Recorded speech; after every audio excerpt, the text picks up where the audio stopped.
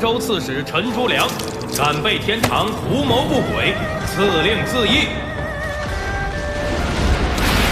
天火把古树烧着了！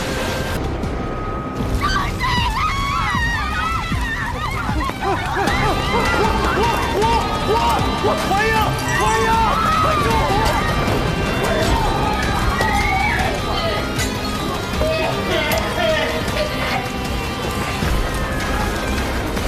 我快呀！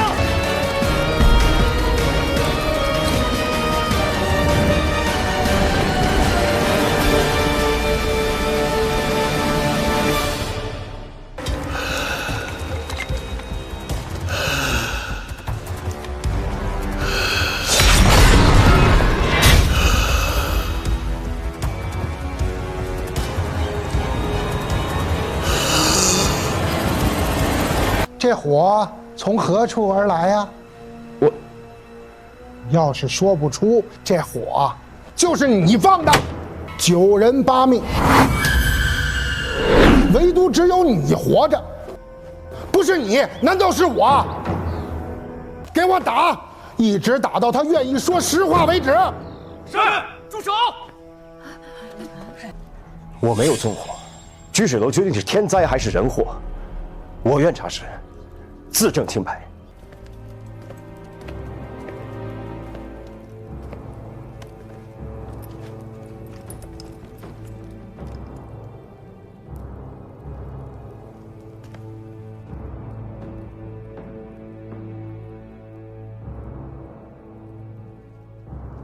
这把钥匙是宫中之物。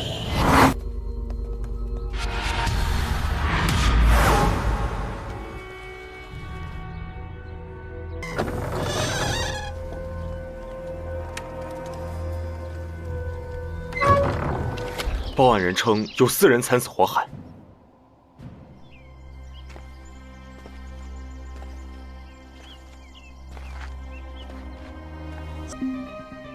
不对，火起之前，他们就已经死了。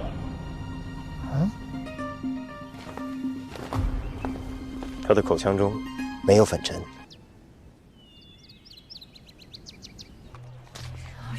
会出现在这里？我们根据证据发现啊，我们是啊，这是长孙的还是大人？长孙的，这是怎么回事？太尉，您不要再走了。这皇后无事失德，致使上天震怒，殃及长安百姓，这与您何干呐？与我何干？这天火伤及我长安百姓甚重，我作为一国之太尉，你说与我何干？天火还会再降临的，是不是还跟皇后有关啊？当然，天火第一次烧掉的是皇后最喜爱的梧桐树，第2次，天火引燃了皇后嘉奖过的祭班，第3次，天火烧掉的是替他养蚕的农人。那么下一次，幸事录，这是皇后近年来最大的证据，天下的秩序必然重置。若天火讨厌天下皆心，那么他便会冲此而来。若是天火不再作怪如何？那就说明根本就没有天火，一切皆是人为，皆是为了嫁祸给皇后罢了。因为放火的人根本就不是康之义，你们用来捆缚书简的皮绳。卫士，我真的没想到，居然是你。卫士，回头吧。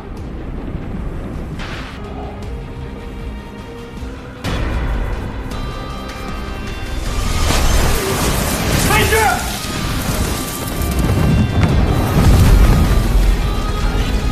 你就算查出了我，又能怎样？只要反对妖后的人不灭，天火就不会熄灭。早晚有一天，我会烧死他。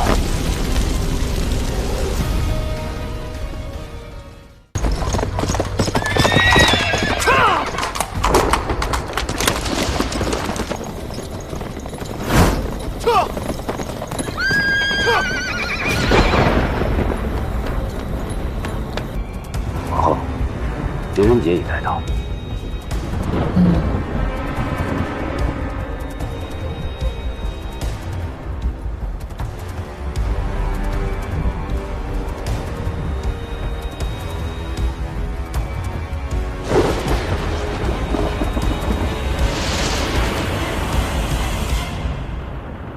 狄仁杰，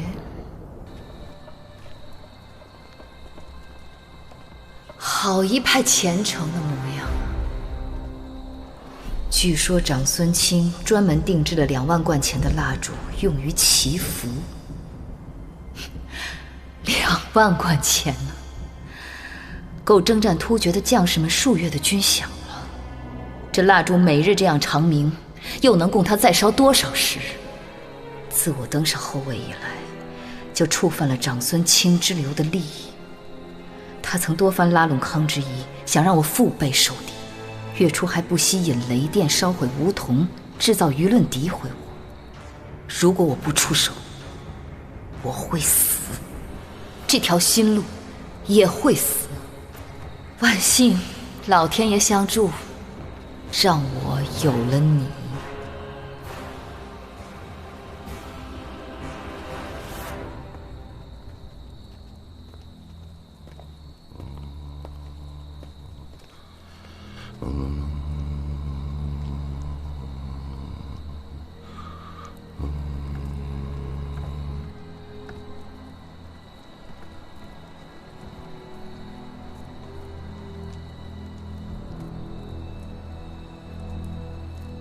来，陪我赌上一局。5黑约卢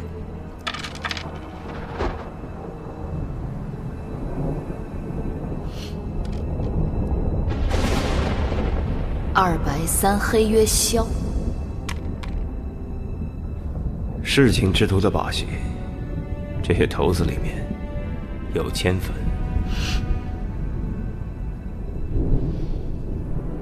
有些事情看似是命运使然，实则是在你看不见的地方有人动了手脚。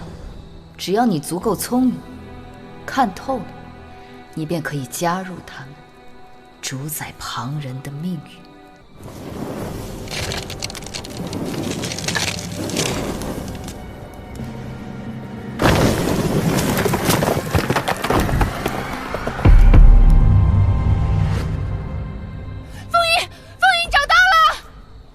康将军，属下在。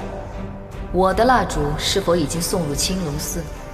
皇后放心，我已亲自送入。不能让他有任何回还之力。原来凤印真的在长孙太尉手中，印根本就没丢。印与名分一样，都是虚妄之物。可那虚妄之物背后的权力是真实的。雅欣就算当晚没死，第2天，他也会主动现身，被金吾卫抓住，将盗印之事和盘托出，从而将康将军和长孙太尉勾结一事揭露出来。明白了。雅欣死后，您又命康之仪让4名假传旨意杀死陈竹良的羽林军，再残舍自尽，然后再烧了残舍，故意做出天谴之象，好让长孙太尉加以利用，演出了后来一出出煽动民意的戏码，自掘了坟墓。皇后，10几条人民前赴后继的去死，值得？值得与否，你我说了都不算。要问天下百姓，皇后武仪天下。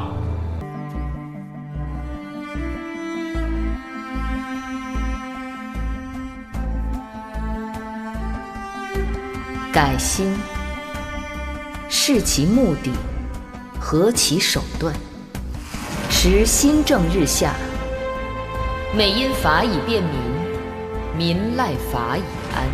狄仁杰，我派你去海域边陲，匡扶正义。记住，我要的是铁面无私的官吏。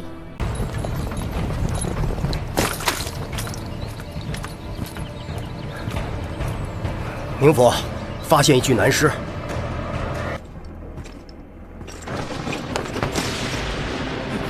队长，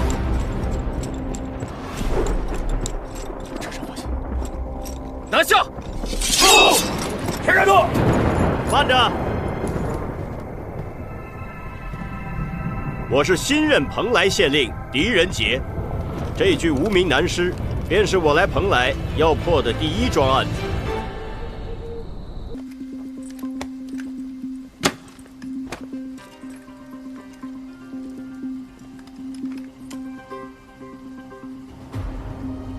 麻风病已经治愈。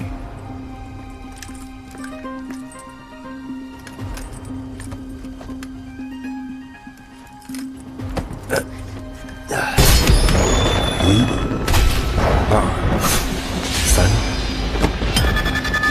4、5、6、7。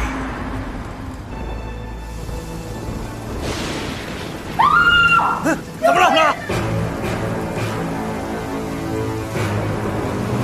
家主，快！家主！家主！家主！家主！夫人，夫人，家主还有脉象，快先救家主！快先救家主啊！慢点儿，慢点儿，还跟上！哎，你怎么也跟过来了？我回书房守着去，任何人不得入内。家主。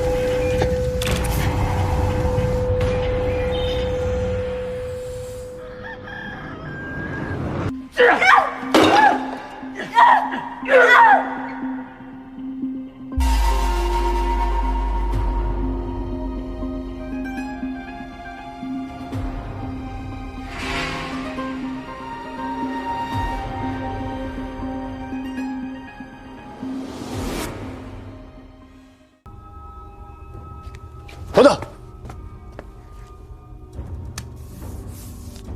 坟墓。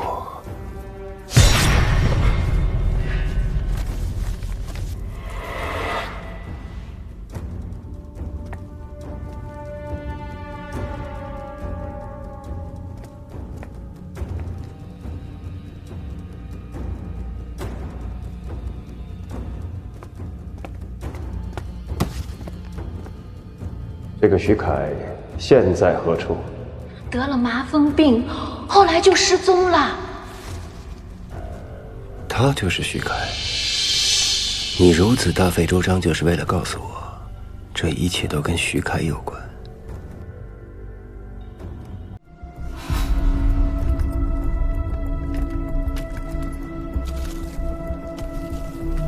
抬刀！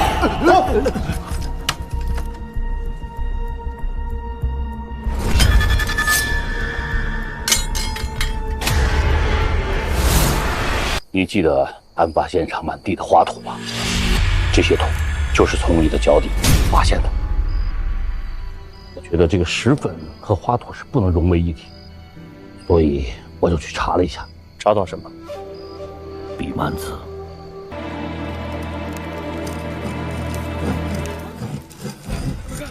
这上面的切掉了啊！这能滑动？快走！这里面还有一坑，这怎么回事？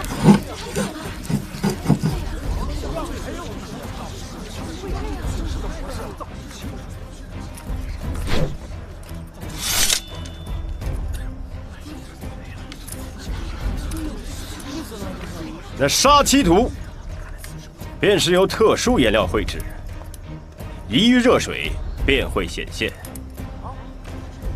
我将那特殊颜料刮去，原来的画面便会显露出来。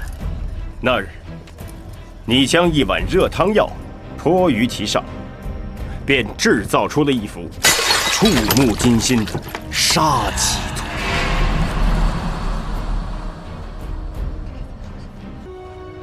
你先让七品变化，再外传鬼祟邪说，让疯癫之症发作，迷失心智，杀害银莲。腾公，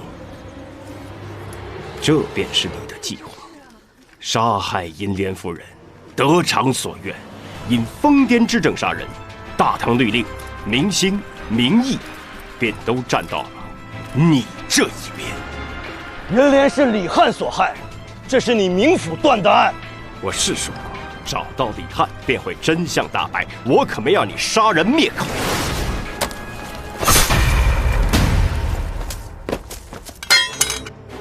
若真是那李翰因报仇杀人，又何须大费周章让七平变化？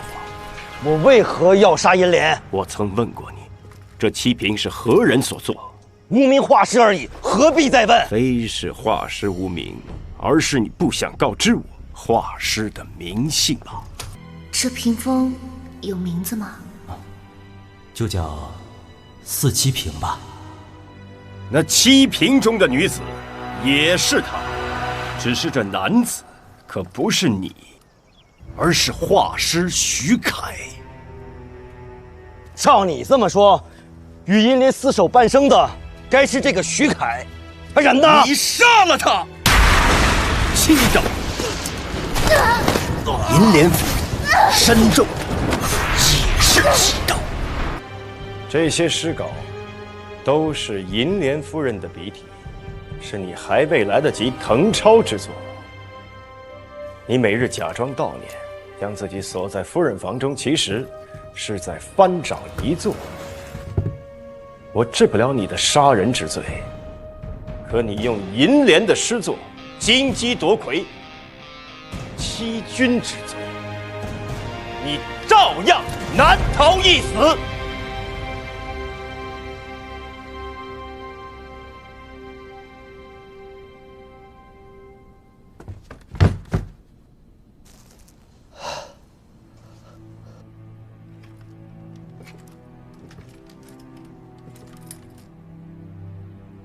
成公，我今日不抓你，你走吧。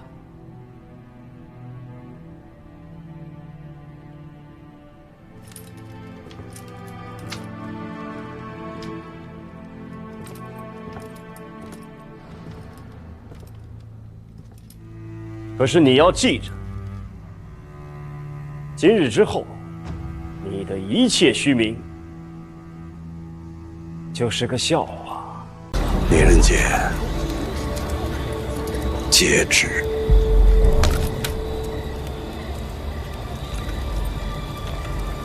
皇后懿旨。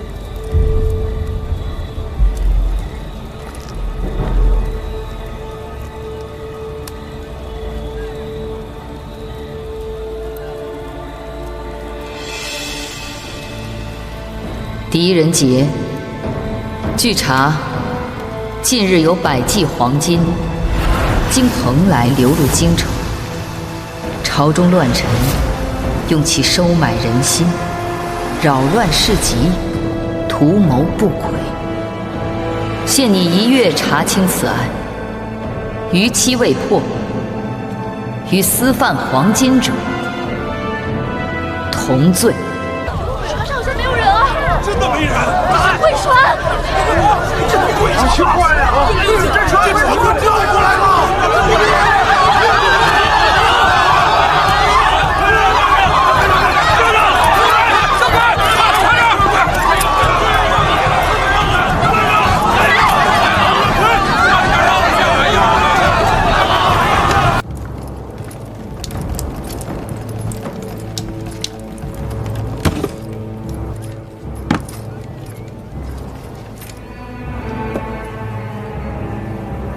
帮我。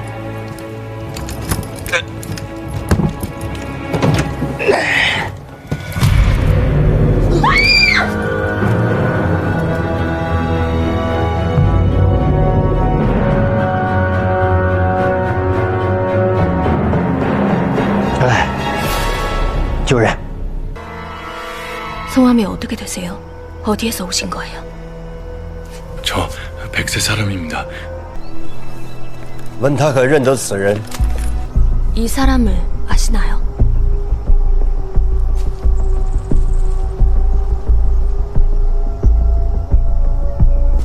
여기 무신. 他在说什么? 이상한 무신이 있습니다. 저는 모두 다 있어요. 걔한테 들었어요. 他说，在一个船员的身上见过一个怪异的纹身。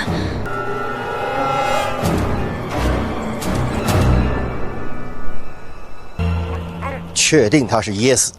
我一早得到消息就去查验了，从他欧洲的食物当中并没有发现什么毒物。饿极了的人是不能这么暴饮暴食的。红叔，海滩上飘来一个人，像是那个鬼船上的船工。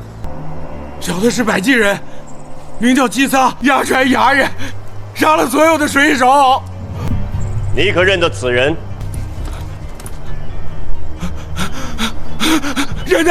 认的就是他，王立德。王立德，王立德的航海图，觉不觉得那图上缺点什么？回管家，有一次，王立德喝酒跟别人夸口，说他在岸上有一个相好的，是个歌妓，是个百济人。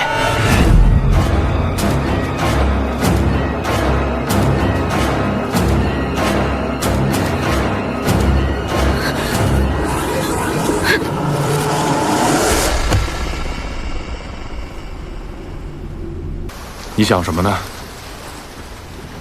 实在是疑点重重啊。是啊，王立德是私贩黄金的经手人。百济人用黄金走私大唐的军械，为何不可呢？贵州，退走阿弥达！王立德为你这次偷运黄金，他人呢？不知道。白凯，把刀放下！此番只会治你一个走私之罪。王立德只是掮客，他提供不了那么多的军械，他背后一定有朝中的大员。告诉我，这大员是谁？有人想杀叶思时和王灭口，我们不该贪图走私黄金的好处。黄金的买家是谁？只有王立德知道，我只提供船。王立德私吞黄金跑了，这是他的女人，找到黄金的唯一线索。说，事到如今，也不用隐瞒，我们黑燕本来就是想劫黄金的。王立德从百济国走私黄金的事情，我们早有耳闻。我向他挑明，等下一笔巨额黄金押运时，由我们黑燕接手，途中把黄金截掉，分给他1/10。港口的2个大人物顾梦斌和一潘都参与了，他们都拿了好处。按我们的要求，王立德将船员换成了黑燕的弟兄，一共10名，与他前往百济国。可那天晚上，我们按约定派船去取黄金，结果黄金和王立德都失踪了。真相的人就在这船上。狄仁杰，谢谢你告诉我们黄金的秘密，把我们带到这儿来。快说，这个女人有黄金的线索。我什么都不知道。往下跳，有接应的小船，我们走。打我，快走！万岁！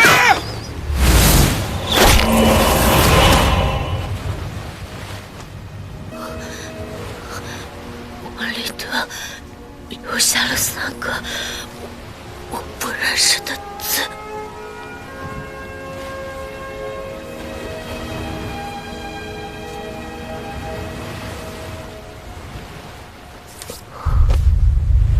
狄仁杰力通外敌，全体上阵！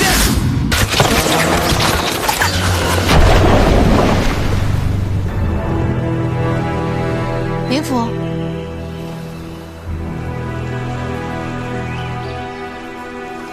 是王立德。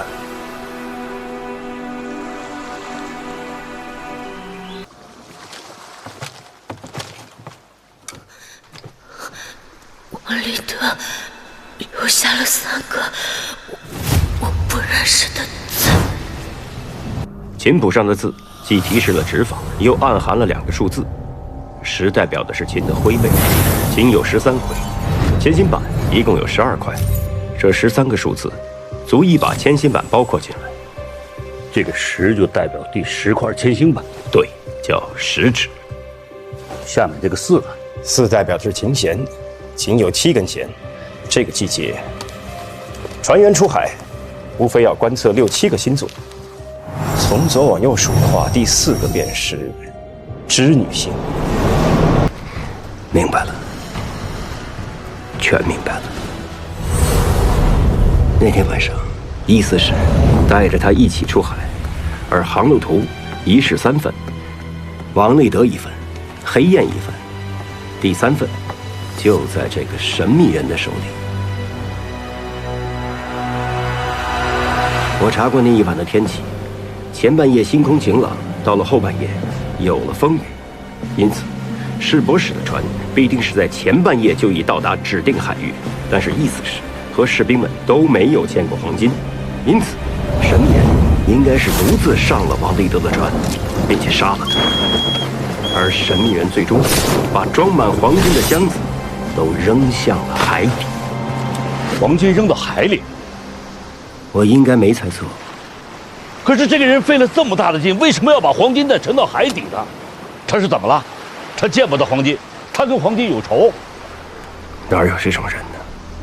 他当然想独吞那笔黄金，他费尽了心机，还是逃不过一个贪字。那天晚上沉黄金处，其实离海岸不远。《潮汐志》上记载，这里每过100年，便会发生一次奇异的大潮汐。潮汐发生时，低潮的水位能后退10余里，露出一条大海沟。100年的循环已过，大潮汐的发生就在今日。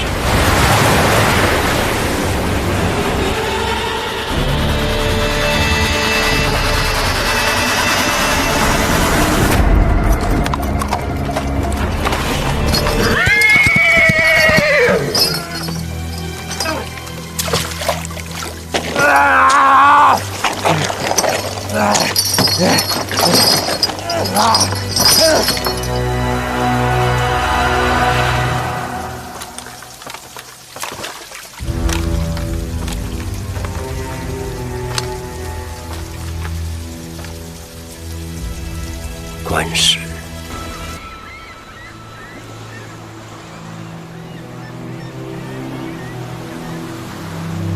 黄金案破了，皇后，今后不会再有私贩的黄金流入京城了。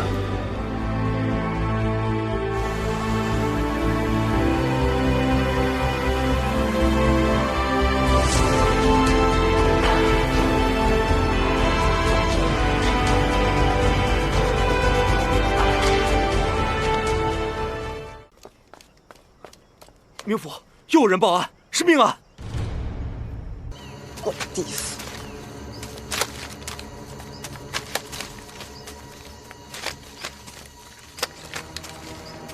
冥府，这有一台血迹。哎，这儿也有，一定是在这儿遇刺，然后就开始爬。往哪儿爬？啊？桥楼。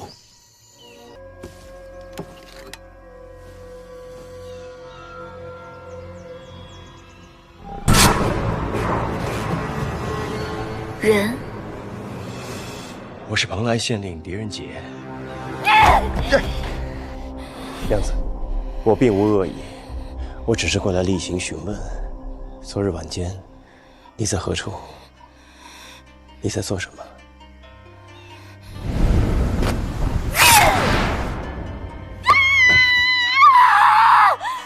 你有什么资格来这里？你走开！娘子。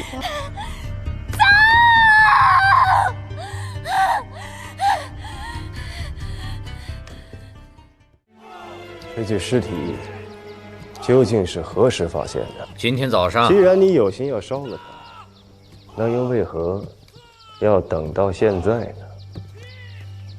昨日，李南通在沼泽地里发现的这具尸体，巡夜的士兵为何没有发现？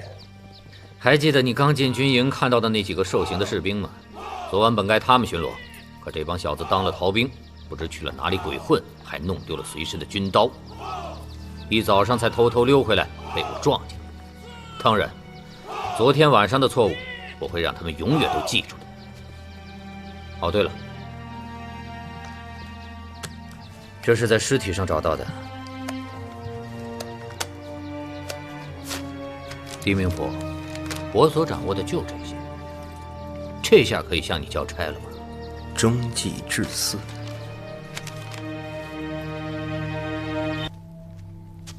凶手是2个人，还是同一个人刺了2刀？从刀上的形状、深度来看，2次拿刀的握法、力度迥然不同，不像是同一个人干的。致命的一刀在背后，应该是被人从身后偷袭的。尸体为什么会被烧成这样？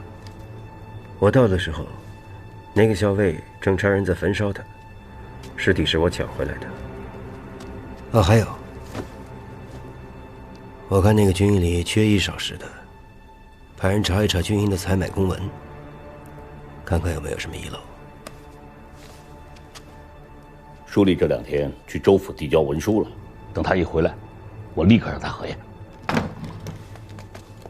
明府，李掌柜来了。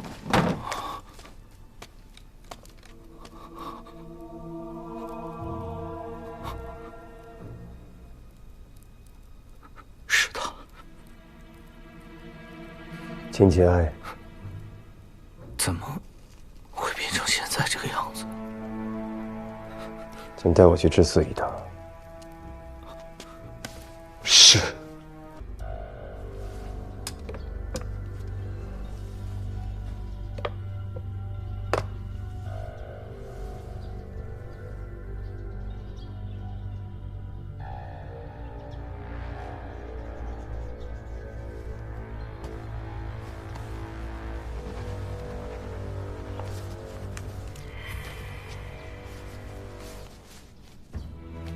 这些都是钟掌柜画的？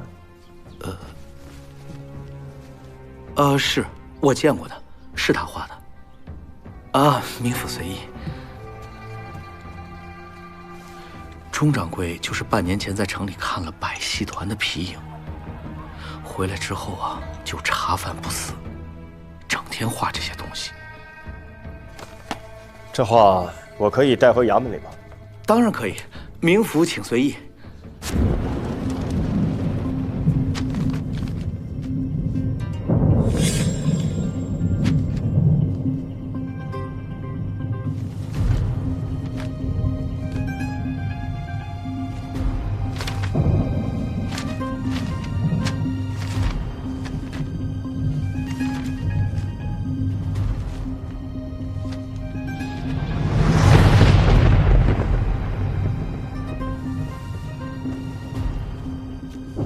这羽毛，这嘴喙，还有这衣服，正是羽狮。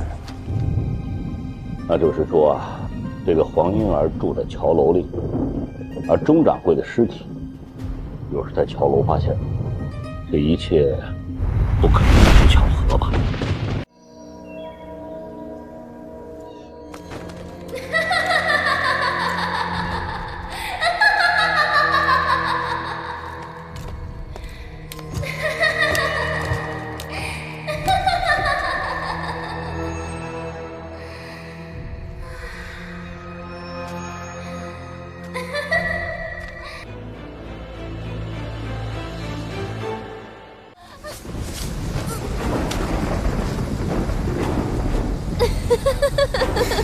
还记得你刚进军营看到的那几个受刑的士兵吗？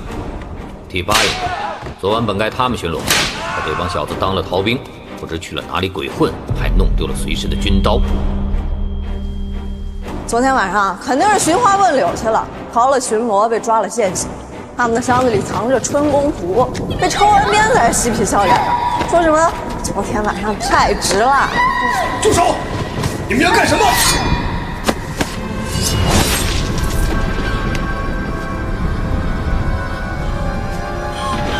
是我杀了他，是我杀了他，是我杀了他！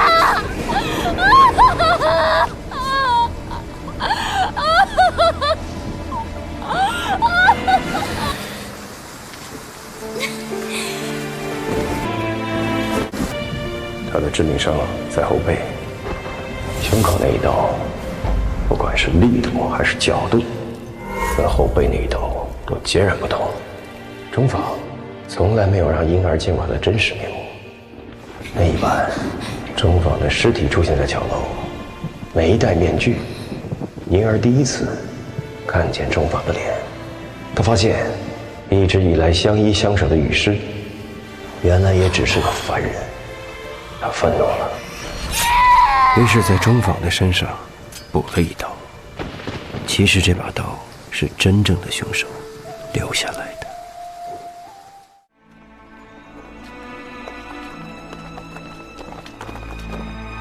哟，明府，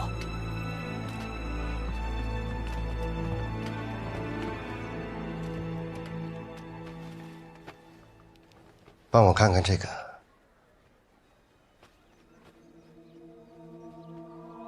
短刀一锯，什么时候的事儿啊？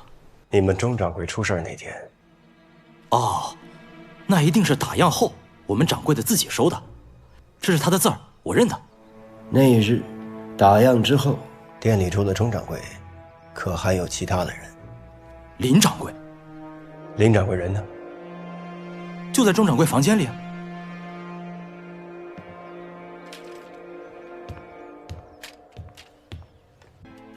如果我没猜错的话，那日下午，你跟钟掌柜之间发生了剧烈的争吵。你希望他不要再寻那些疯癫之事，把心思都用回到买卖上来，可他拒绝了。这个世界早就把我给毁了，只有我的婴儿，他从来不这么看。在他眼睛里面，只有爱意和倾慕。我也如此。家主，您就醒醒吧！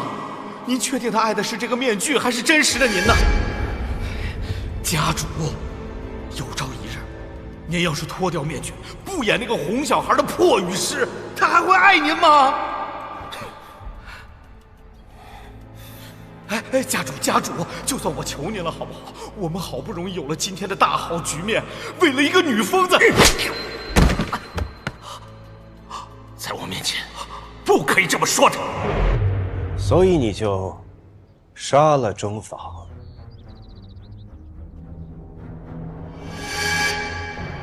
我杀家主？就在当日，那群第8营的娃娃兵在打样之后，来典当了那把短刀。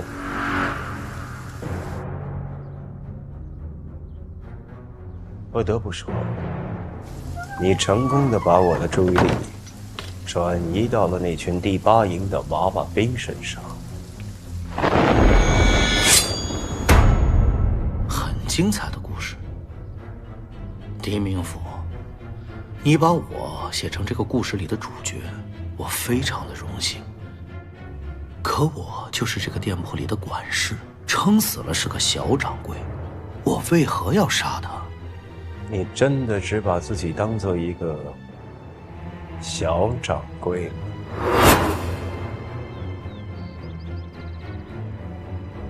？20年了，你陪着他白手起家，从一无所有到把这次做到今天的规模。20年，你熟记这次的每一笔账，看着他把钱都花在了一个疯疯癫癫的女人身上。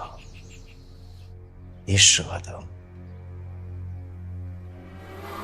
舍不得，可我又能怎么样呢？他才是这里的主人。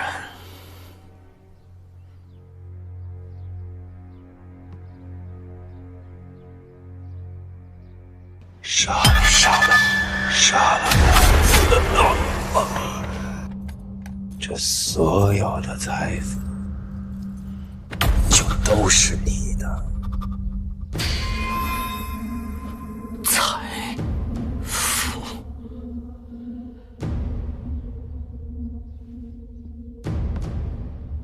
狄明府，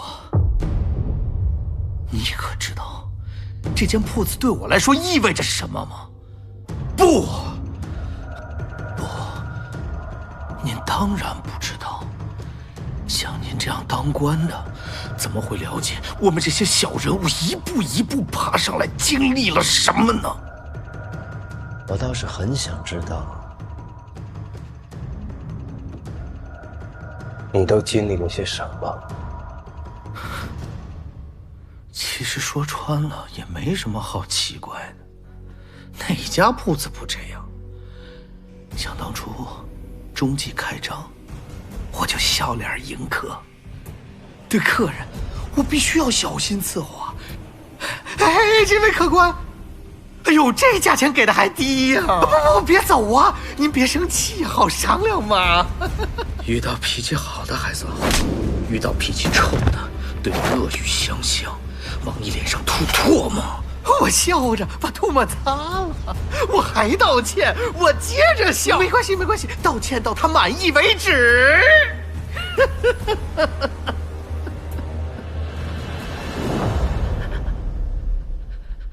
20年，我努力了整整20年，中季的买卖让我做起来了。明府，我们要在济南府开分号了呀！分号！我兴冲冲地跑过去，替他安排好了一切，我只需要回来拿到钱就可以开张。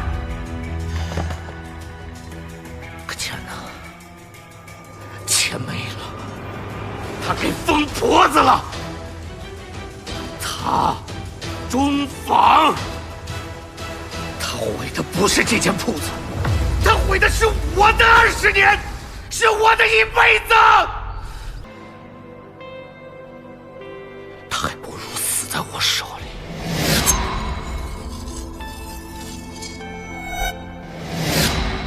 死在我手里，他还能得到最后一丝体面。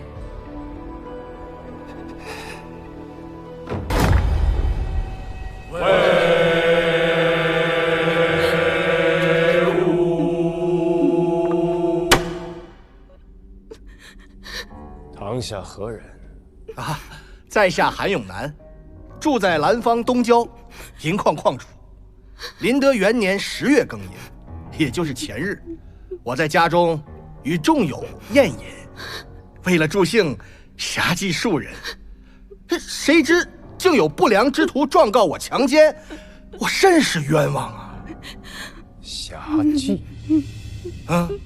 赵望蕊尚未成年，其母金氏在你府上帮佣，府中宴饮人手短缺，金氏便唤其女来你府中帮忙。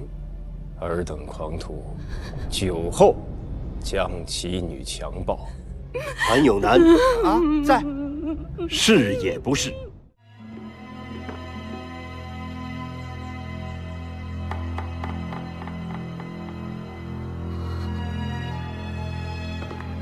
韩世永南强奸幼女呀，因证据不足，择日再审。韩永南取保候审。在此期间，你不得离开兰芳县境半步。退堂。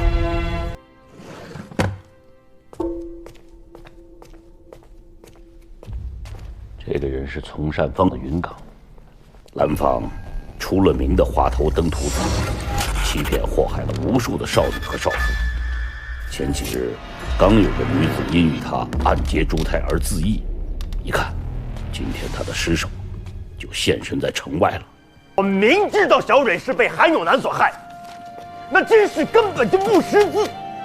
这文书摆明了是被迫无奈。我明知道望东是愤慨之极，换作是我，年少轻狂也会如此行事。可是我能怎么办？我除了放着韩永南走，我又能如何？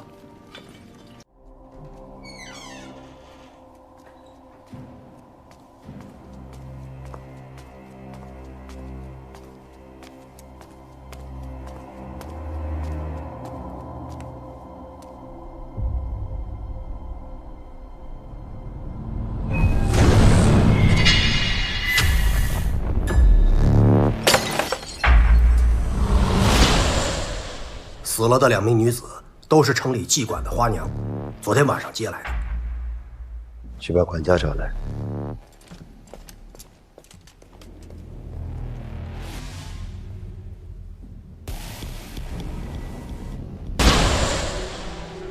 抓韩永南。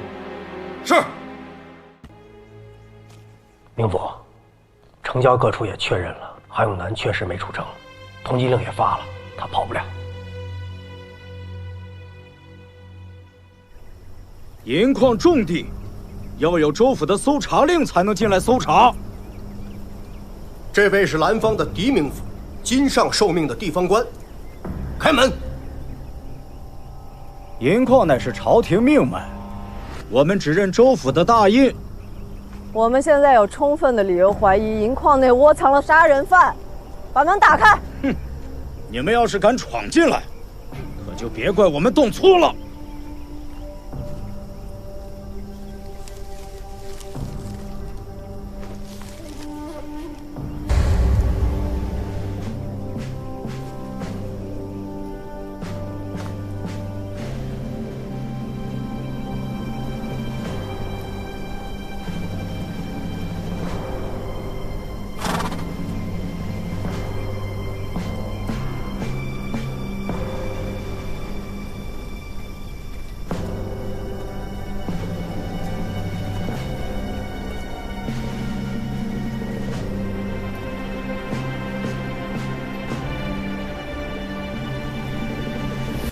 矿主韩永南乔装驾运矿马车逃跑了，谁今日见过银矿马车离开，速速上报。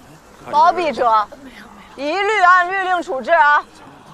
韩永南，你有今天！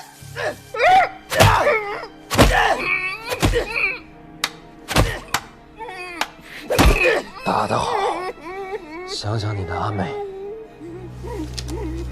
想想他做的那些事儿。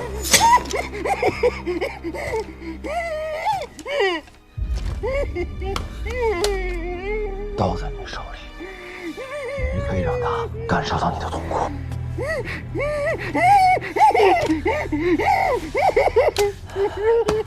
别怕，这都是他应该得到的惩罚。王东，杀了他！杀了他！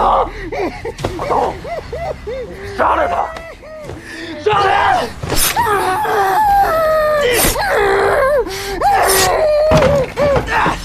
出手！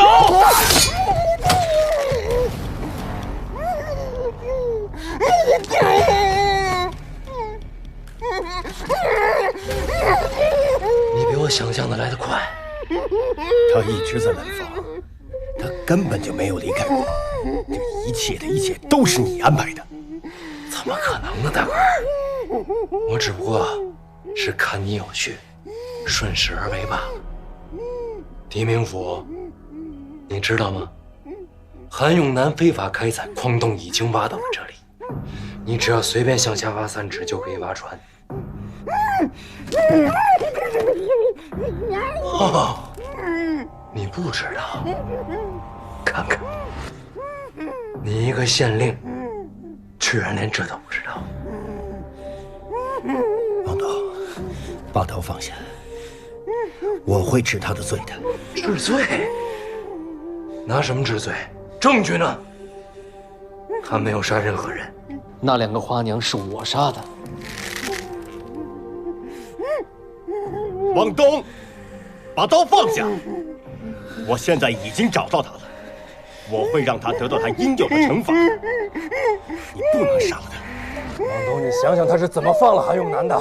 你信他还是信自己？杀了他，你也犯罪。手里有刀就能复仇。去死！王东！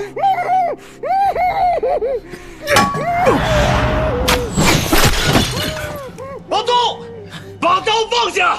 韩永南会得到他应有的惩罚的，你别犯傻！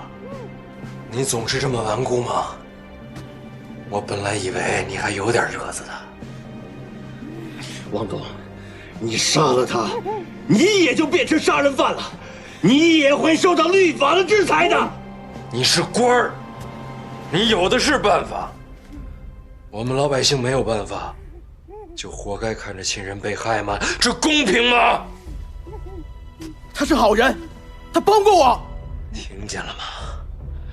他需要我，他需要我们。如果官府都这样不分好坏，那还不如黑夜。只要加入他们，他们还会替我们除掉那些害我们的人。听他们胡说，谁告诉你这些的？黑燕就是比你们强。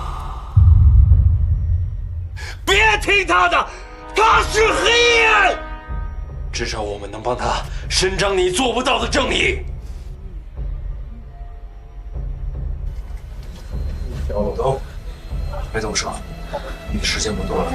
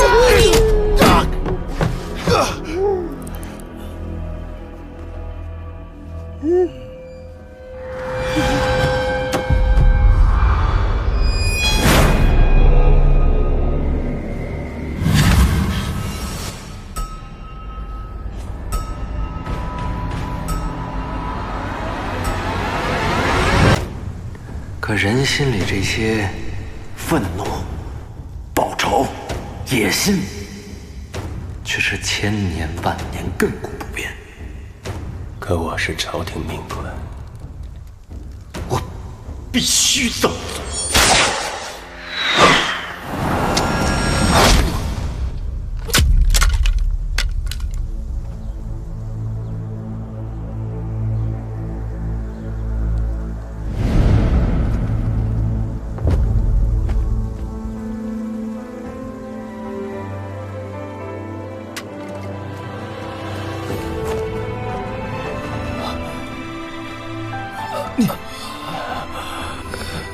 大官，你赢了，你的功夫还是比我好。但是大官，你还是输了，因为你的律法就是个屁。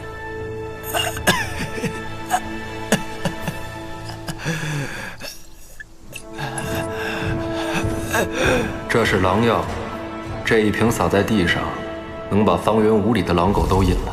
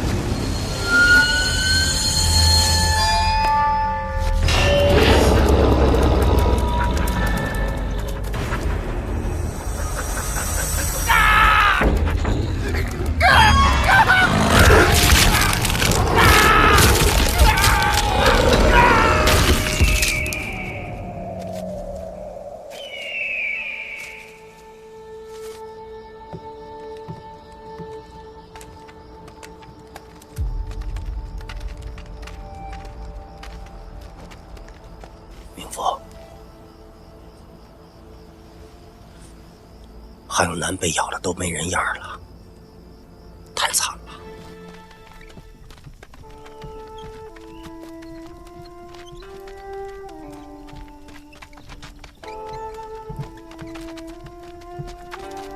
停下！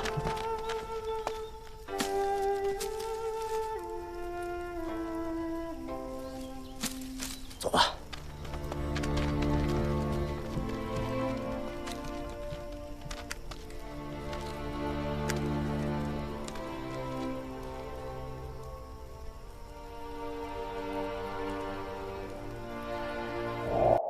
这个韩永南他过度开采，把矿洞延伸到周围的各个村子，让土地干枯，水源污染，村民没法生存，只能去当黑工。明福，你坚持的是有意义的，你是对的。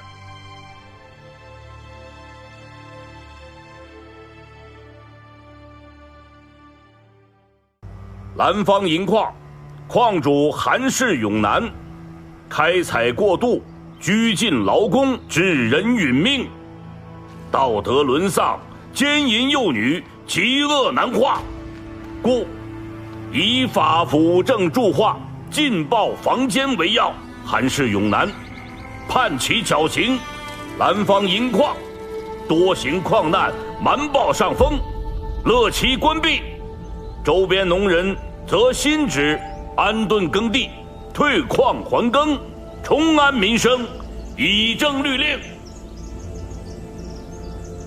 杀人偿命，犯罪伏法，天子犯法，与庶民同罪，这是大唐律令所坚持的。我知道，在蓝方，我们做得不够好。我知道，在蓝方，大家相信的是弱肉强食。我们是人，我们不是豺狼走兽。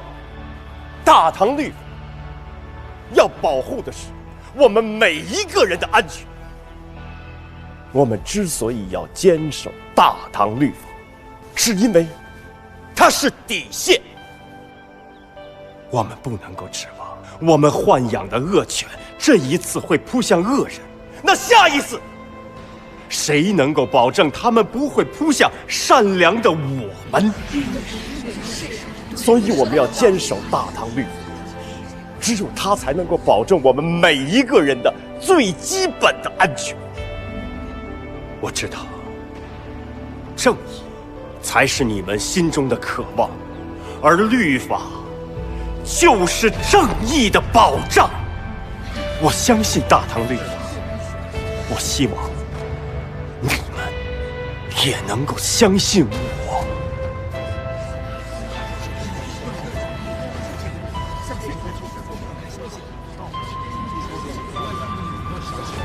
我愿意相信你。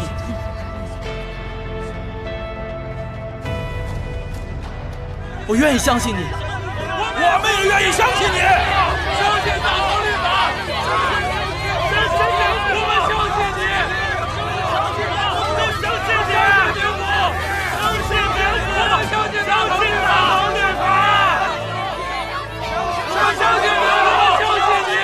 关于韩永南，我已上书京上，相关的律法条款会得到修正。要相信律法，只有相信，才能够让律法不断地得到修正。要相信，